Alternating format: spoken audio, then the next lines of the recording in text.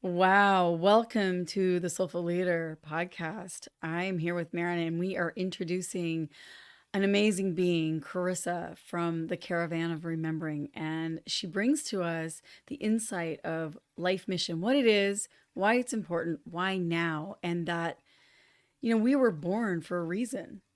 And so many of us reach in our life only to get to the end and going, was that it? Like I missed something. And I have so many of my friends and family members and clients of mine who say, it's too late, or why bother? It's too hard. It's too big.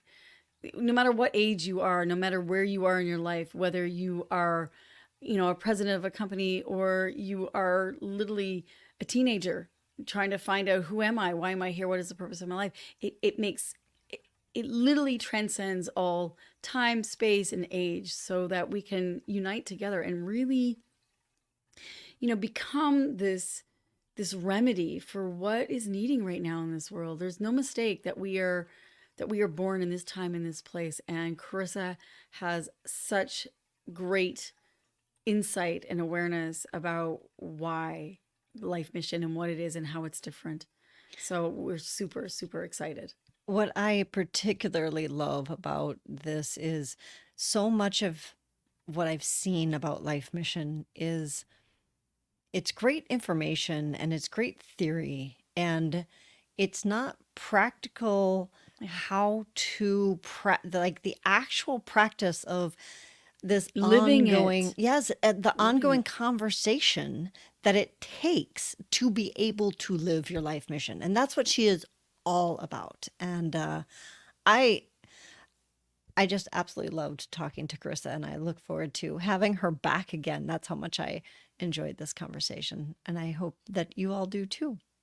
So enjoy. And remember that you can find us at the soulfulleaderpodcast.com. And when you're looking for the information that she shares, you can find it in the show notes. So all the links will be in the show notes. Enjoy today's podcast. In a world where we have everything and it's still not enough, we're often left wondering, is this really it? Deep inside, you know there's more to life. You're ready to leave behind the old push your way through and claim the deeper, more meaningful life that's calling you. That's what we invite you to explore with us, We're your hosts, Stephanie Allen and Maren Stephanie. And this is the Soulful Leader Podcast. Yay! So welcome back to the Soulful Leader Podcast. We are super excited to have our special guest, Carissa, with us today, talking about life mission in particular, very specifically. And one of the things that I know about you, Carissa, is that this is your passion. This is where, like, what lights you up, your life mission. So from that place, could you tell us a little bit about, like, what is life mission to you and what lights you up about it? Thanks. I'm really happy to be here.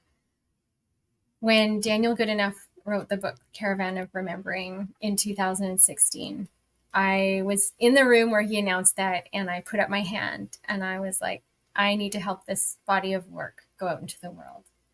And so since then, on the side of my desk, I've been plugging away at it, and it's been growing and growing. And it's one of those things where I just can't not be exploring it, because the way that life mission is talked about in this body of work is I find it quite liberating. It's not caught within a certain belief system, or this is what a mission is. This is your mission culturally or in your family. These were the agreements, and this is why you're here. It's, well, what is that deeply to each of us? And no one can actually tell us what our life mission is. However, we can come to know it through the sense of joy and flow and movement, and a sense that we're actually making a change. in the world, in our domains, in the world around us. We're not here just to, according to this way of looking at life mission, we're not here just to do what everyone else is doing. There's some puzzle piece that we bring to the whole. That's our gift to bring to the whole. So my question is like, why is it important for someone to do their life mission? Because I mean, like, we're taught that it's important for us to get a job and to have a life and get married, and we need to make money and we need to do all of this outward stuff. And it just feels like one more thing to put on me of like, well, now I have to do my life mission. So what is the importance? So life mission has these three main questions. Why am I here? What am I here to do? Who am I here to become? And they really form a cornerstone of meaning, of a sense of direction internally and externally. And then also who we become is who we're remembered, who we are remembered as at the end. And some people would also say it's the only thing we can take with us. It's how we are changed by doing the work of life mission. It's not an endpoint. And so it changes us being in the conversation so that when we do get to those last moments, we can say, I've been in that conversation. I've been connecting deeply with what has meaning to me. I've been exploring that in my life. And there's a sense of peace and joy that comes with that. And there's a sense of, I brought my gift. One of the things that motivated me, there's two main things. When I was a teenager, my father passed away. And he was not happy when he passed away. And this set me on a course of, I don't want to live like that. I want to have a better life. So that set me on a whole course of healing and understanding what that would mean to live a meaningful life. Then in my 30s, my grandmother confided in me 6 months before she died that she hadn't done the thing. And I could feel the grief and the longing in her. And I tried to help. I was like, Grandma, she was in her 80s. You could still become a lawyer. I know you could. There's people in their 80s who do it. And then she died 6 months later. And I felt this, that created in me a longing to want to support people. And this fire of like, what would that have meant to her to be in that moment saying, I did do the thing. I explored it. I let myself do that. I didn't let the structures around me in my life dictate, or the beliefs or the cultural repressions in my life dictate what I could do. And so why somebody who's comfortable in their life might consider this is that comfort alone won't get us to that deeper place of meaning, of being the gift that we can be, being the remedy in the world. It won't get us there. It takes a certain kind of attention on this intention of life mission to unfold that in ourselves. And then it's so worth it for the ripples that creates in the world around us. There's a few things that you're bringing up that I just hear. It's like the puzzle, the missing piece in one's life. It's like you can have this outer thing, whether it's work, relationship, finances, health, whatever that outer thing is. But I'm also hearing that missing piece of that puzzle is that there's also an inner, like when you actually choose a life mission, it may not be something that externally is measured, but that internal, that changes within you, that becomes the remedy for humanity. And if you could say a little bit more of that. And because when I think of my brother's famous for this. At Christmas time, we always get a freaking puzzle, and he steals a piece of it every freaking time. And we don't even know that he's stolen a piece. And then, you know what it's like to put that last piece of a puzzle in? There's such satisfaction, right? There's such peace, like you were mentioning. And as you're saying this, it's like, each one of us is a piece in that puzzle. And if it's missing from that from that overall view, that big picture, there's that feeling of like unsatisfaction or there's something missing. And I think that's what I'd love for you to say more about, that it's not just the outer of the thing to do, but more of why that's important. And yeah, if you could just speak more of that. So the Daniel toggles between the what and the why. And it's quite interesting to see. So when we move towards doing an outer thing that we're drawn to, it will change who we are inside. We have to let go of old identities. We become someone different. And that movement, so the what and the outer doesn't need to be the great thing. It just needs to be, I mean, there is something about being part of something great. It doesn't have to be big. Sometimes people think, oh, living my life mission means I'm like the head of this, or I am going to the moon, or I'm doing this great big thing. It's more for what it changes in us. So someone's life mission might be to be a parent who is really there for their child, and they're really exploring what that means to be a parent. And they're changed in that process. It changes them. And then that ripples out because they'll be talking to someone and they will just have that sense of parentness that they then bring into the world. And then there's also, and I think maybe what you're pointing to is the, in the who we become, if we're all on this planet, part of this remedy, it's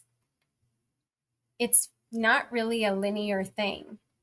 Like, okay, to have world peace and end world hunger and or like all the things, end global warming and address climate change, we need this many scientists and we need this many doctors and we need these people. It's not really like that. It's not linear like that. It's more the collective coming together. So I have a vision of like an army of people doing their life mission. And this army is just the collective all being in this conversation, it in a way that is for them to be in.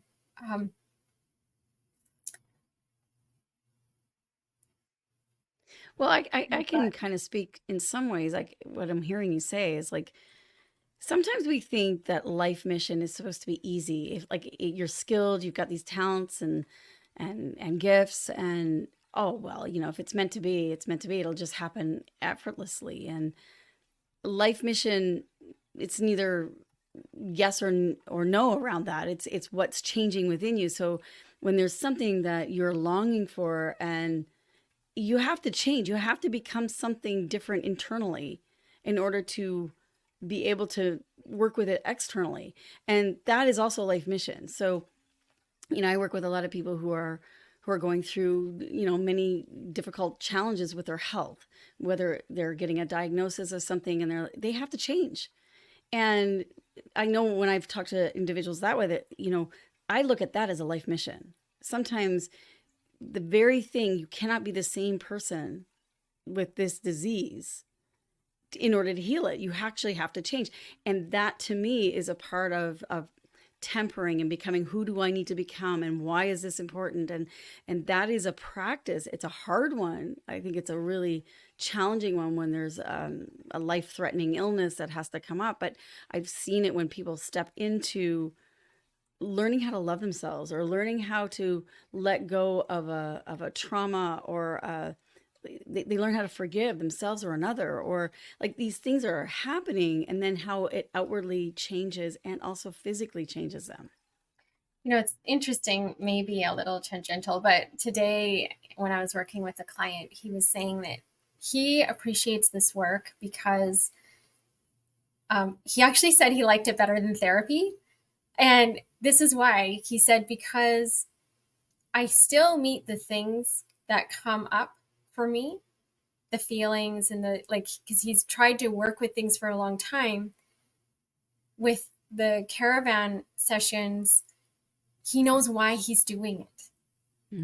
So he has a deeper sense of what gives him meaning and why, and that helps him move through the challenges in a different kind of way. So it's not just for healing's sake. It's healing so he can get on with it and he can do this thing.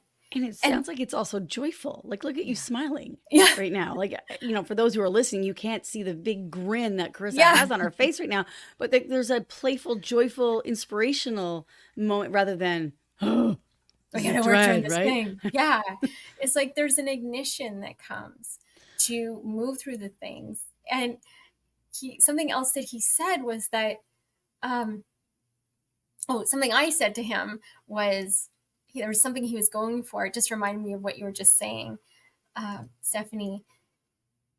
I said to him, to do that thing, you need to be that person who does that thing.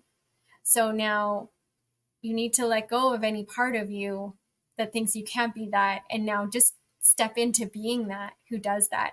And it was quite interesting because when he did that, he started coming up with examples of, oh, actually, I can do this thing that I'm called to. So that just reminded me of that when you were saying that. I think that's so important because so often, especially like in therapy, it's like we're thinking we need to fix ourselves. There's something to fix as if we're wrong or, and so if we're fixed, then we'll be okay. Whereas this, when you think about it from a life mission perspective of what if I'm absolutely perfect the way that I am, because it's leading me to who I am becoming and having that future that's calling you and connecting to that peace that's calling you. Now it all kind of like he was saying, like that therapy piece, it all comes together of like, oh, that's why I am the way that I am. And that's how it can be in service, and that's how I can use it. And then it's going to lead me to be the next iteration of myself. And that like you were saying, the what you do changes who you are, which changes what you do, which changes who you are. So it becomes this ongoing joyful exploration instead of what, at least in my past, therapy has been just about fixing myself, which is, yeah, it's kind of yucky to feel like you have to fix yourself, right? So I'm reminded of a conversation that I had with Daniel a couple of years ago around the life mission, one of the life mission scales, which is telling the higher story of something. And this is a beautiful scale. It's called a scale because it's practicing like in piano. We practice our scales. Life mission is a practice of building the skill of inquiry. So one of the skills is tell a higher story. And I was experiencing some struggle with the higher story of being highly sensitive.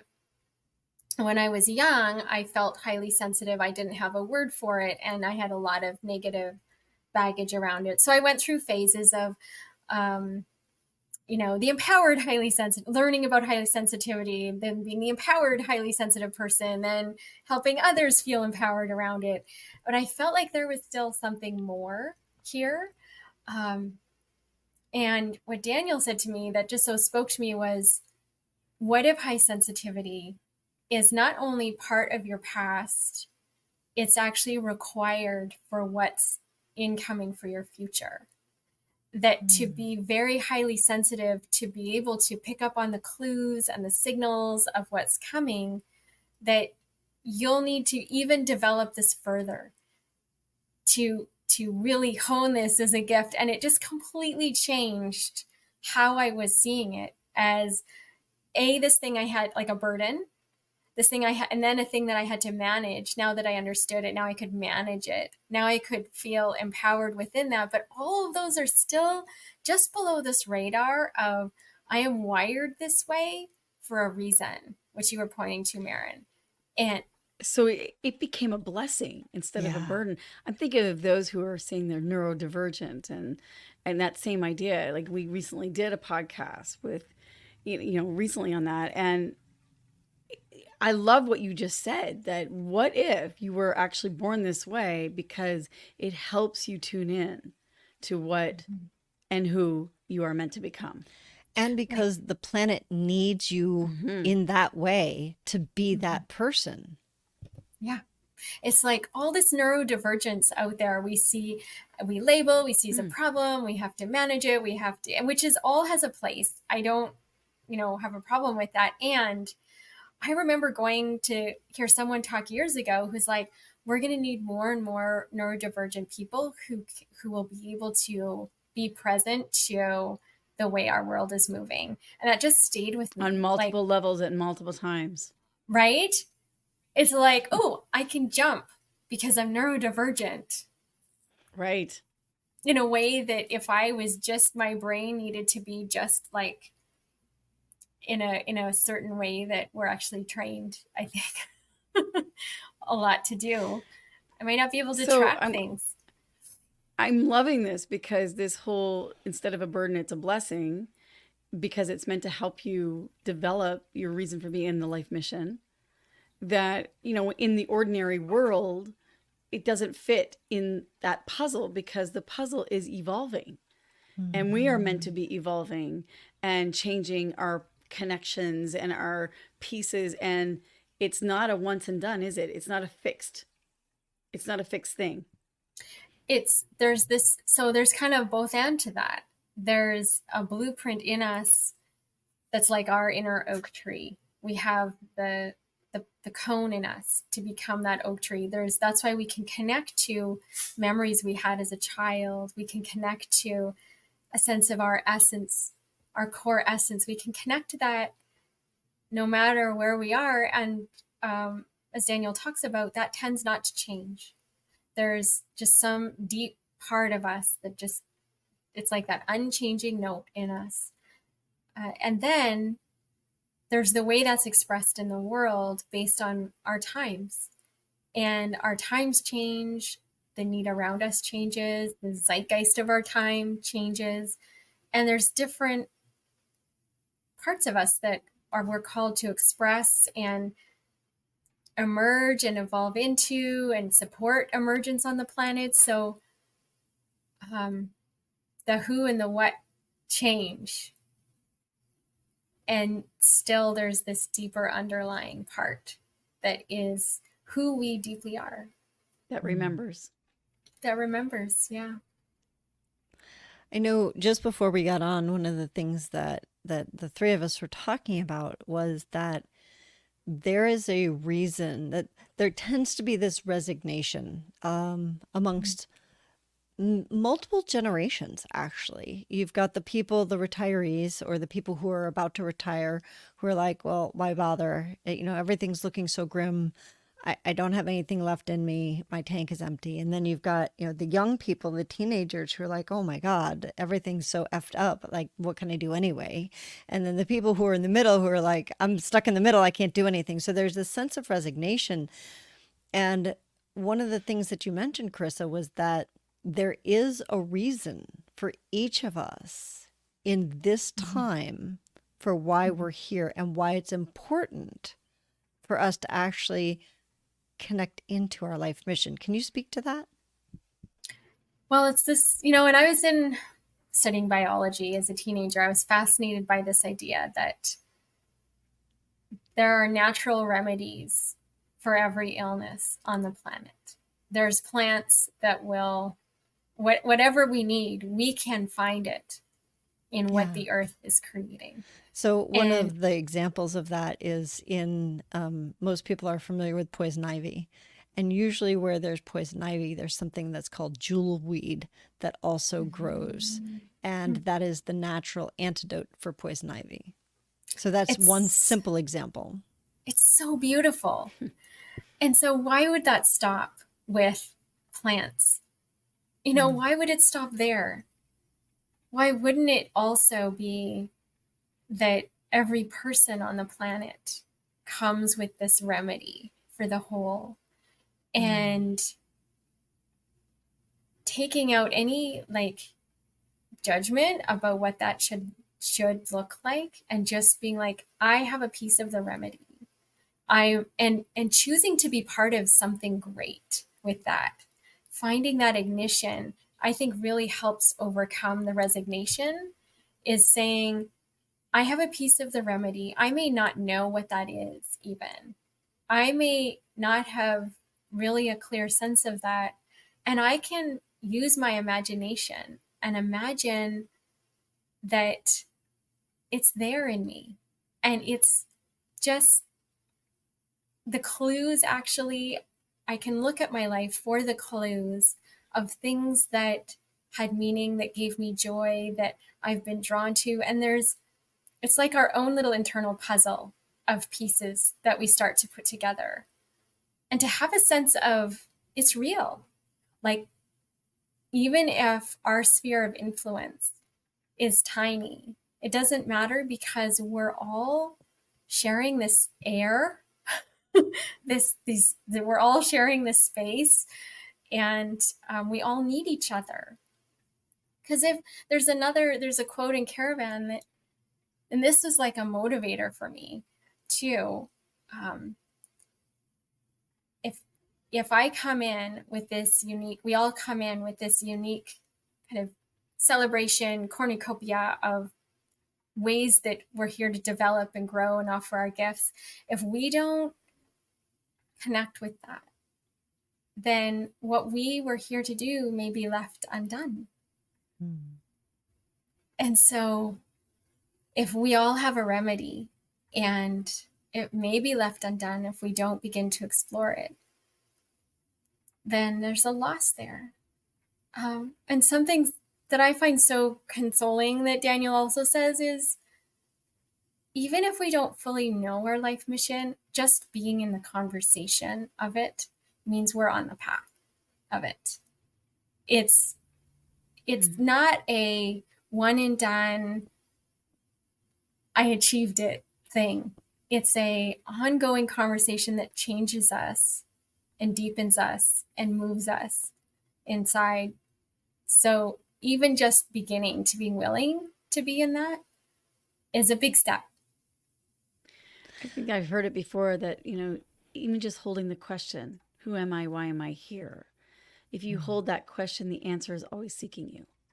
And that it's not about finding the answer, like knowing it, and absolutely, because it is always going to evolve and unravel, but to really practice holding the question and staying in the question and being open to the clues and the pulls and the areas that you light up, and following that thread or following those signs and going with it. Yeah, because the scales, they asking these questions, why am I here? Who am I here to become? What am I here to do? What am I hunting? What is my essence? What's the higher story? There's like 82 of these in the book, and there's even more. Daniel's got thousands of them. They're designed to not be able to be answered by the rational mind. They're designed so people come up blank at the beginning, because they're not designed to have a pet, to make cookies. Like, they're just not designed that way. It's not a recipe card. What it is the scales actually change our brains in the asking. So because they're asking different parts of our brains to connect. And so in the asking, we're building new pathways in our, dare I say, existential intelligence, in our meaning-making intelligence. We're building new pathways. So we're actually becoming wiser, more evolved, and more conscious. Right. So when you think of people who've had strokes, or people, like I say this all the time, I said, that cursive writing actually is a way to heal the brain. So what you're saying is that, having this question, having these scales is a way to actually not only heal the brain, but it's like, going from your iPhone 15 to the iPhone 16, you're upgrading your operating system is what you're doing. Yeah. And meaning, feeling the sense of meaning that comes from exploring these scales is the thing. I mean, Viktor Frankl talked about it. Other people talk about it. It's like, when we have meaning, we can get through so much. It's like, so resiliency. Man, thing. We're covering it all on this podcast. Well, I love that one of the things I wrote down that you had said about life mission is that it's a practice of inquiry. And I think that as we've been talking about the questions and what it does and how it changes who we are, this practice of inquiry that we're in on a regular basis, it lights me up, and it also it encourages me. I loved your image of that each of us has a piece of the remedy inside of us. And I feel like it's not just my responsibility, it's also my right for me to live into that. And that's what this practice of inquiry, it feels like I get to live into it instead of it's something I should or have to do. It's a privilege that I get to live into. I just think of, as we've been together on Caravan Go sessions, which are our inquiry sessions where we get to practice this, and how doing this in community with others is a big part of this work. It's not meant to be done alone. It's meant to be done connected to each other, hearing each other. I mean, we can do it on our own. Even in the book, there's guides and community. And we're bringing that out into the world as guides and community.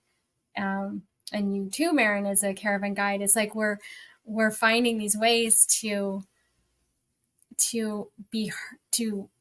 create a context and a space for people to explore these questions together. And then to just, it's so I don't want to overuse the word joyful, but being in those spaces and hearing the vast diversity of answers that someone has, like, what was the recent one? Like, who would you want to be your life mission, mother or father, and brother, sister, uncle, or aunt, or whatever. And just how we really do come to that in such unique ways. But it totally feeds your soul. Like, it's just when people come together in community and ask the question and so many different diversity of answers, it's like, wow, I hadn't thought about that possibility, or I hadn't looked at it this way. Like, it opens up not only our mind, but our hearts and our willingness. Instead of feeling like that resignation, like it's not possible, I'm too old, or it's not the right time, or I live in the wrong place of the world, all of a sudden it opens up the possibilities that there are so many ways to unfold this in one's life. Yes, it's not, it's everywhere. I mean, we can start looking at what does it mean to be in a relationship? What is my life mission here? How is this growing me around intimacy? What does it mean to be a parent? What is the higher story I can tell about this? How do I support my child in their life mission conversation? Which is a big one too. Yeah. And how do I be the person I most want to be in my community? How do I practice that? How do I live that? How do I practice that and live that? So that then it's not okay, now I'm sitting down to do my life mission. Like turn it off and turn it on like a light or a switch. Turn it on. It's like these are. I love that from like a leadership perspective of, if I am doing it myself, I'm modeling it for people. So it's not even telling somebody they should do it. It's I'm doing it myself, which gives you permission to do it. Well, and from a leadership perspective, it's like, so what is my life mission in this? And now how am I going to include the others in my sphere around their life missions? And then you start getting into very interesting, like, what's the right placement here? What is, what kind of cooks in the kitchen mix? What kind of mix of cooks in the kitchen need to be here for this? That is about people's life mission, because when people are working on their life mission, there's a sense of meaning, which people are longing for in work. And there's also a sense of, the award system, I think, is different. You don't need the same kind of rewards. There's still a sense of rewarding, but there's also such an intrinsic reward that your workplace is valuing you in doing what you came here to do. Like, well, And I almost see it as roots, Carissa. Like it's like, when there's a storm that comes, if you don't have a rootedness, then you just topple over. It's like this way gives deep, sustainable root system. And also those root systems are interconnected with other root systems. So if you feel like you're kind of wobbly, that those internal root systems are connected to so many other people that also will help to feed you and keep you. One of the metaphors that makes me think of, and I've reflected on this a lot in my life for some reason, but how really tall trees bend in the wind and they don't break, and they have this flexibility in them even as they're rooted. And like, I've lived in really windy places and there's just been a lot of tree bending. It used to be unsettling, and now I think, it is kind of like a life mission thing too. We have these deep roots that are interconnected, and we also hold our outer identities, lightly. We hold what we do and what that looks like lightly, so we can bend and not break. It's not brittle. We can move.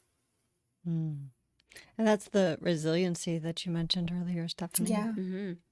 Well, I know that you have an appointment you need to go to, Carissa. So as we wrap up here, first of all, we would love to have you back because there's a lot we never got to today. Yeah. And I know our people would love to hear more from you. So we will have you back. If somebody were interested in either the Caravan book that you mentioned, or working with a caravan guide, or even understanding what a caravan guide is, or you mentioned something called the Caravan Go sessions. If they're interested in any of that or in reaching you, what's the best way to reach you? Carissa, Carissa at caravanofremembering.com. There's also our website. Yeah, they could visit the website, couldn't they? Caravanofremembering.com. Yeah. And I will make sure that we have that. If you're driving, don't worry about it. We'll put that into the show notes and make sure that you can reach Carissa at caravanofremembering.com or find their website. So thank you so much for joining us today. We loved having you. This is such a delight. Thank you. I'm really excited. Absolutely wonderful. So Thank you so very much. Thank you.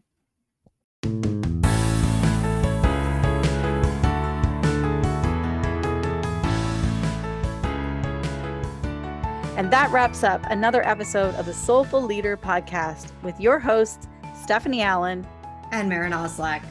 Thank you for listening. If you'd like to dive deeper, head over to our website at thesoulfulleaderpodcast.com. Until next time.